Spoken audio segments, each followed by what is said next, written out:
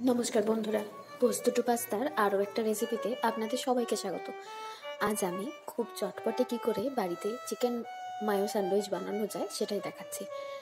প্রথমে জল গরম হলে একটা তেজপাতা, 2 কোয়া রসুন আর একটু মাংস আমি সেদ্ধ করতে দিলাম। 10 মিনিট পর চিকেনটাকে তুলে নিয়ে একটু ঠান্ডা হয়ে গেলে এভাবে শ্রেড করে নিচ্ছি।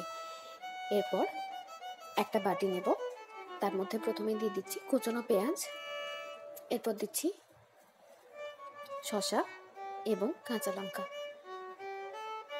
লঙ্কার পরিমাণটা নিজেদের স্বাদ মতো। এরপর শ্রেডেড চিকেনটা দিয়ে দিলাম, দিচ্ছি চিলি ফ্লেক্স, খানিকটা মিক্সড হার্ব দিচ্ছি, সামান্য পরিমাণ মতো নুন আর দিয়ে দিচ্ছি মেয়োনিজ। এরপর এটাকে খুব ভালো করে মিশিয়ে নিতে হবে। এই স্যান্ডউইচটায় কোনো রকম বাটার দিয়ে টোস্ট করার দরকার হয় না। আমি হোয়াইট স্যান্ডউইচ বানাচ্ছি, তাই ব্রেড সেঁকে নেওয়ার কোনো দরকার নেই এখানে। এই পুরটা ভালো করে মাখা হয়ে গেলে ব্রেডের 4টে দিক আমি এইভাবে কেটে নিচ্ছি। এরপর অল্প করে বাটার দিয়ে দিচ্ছি আর তার উপর যেটা বানালাম চিকেন আর মেয়োনিজ দিয়ে স্টাফিংটা, এটা দিয়ে একটু চামচ দিয়ে প্রেস করে নেব।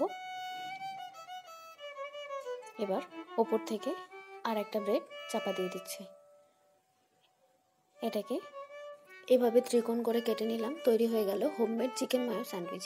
আপনারাও বাড়িতে বানান, ভালো লাগলে জানাতে ভুলবেন না। আজকের মতো রান্না শেষ। ওকে, বাই।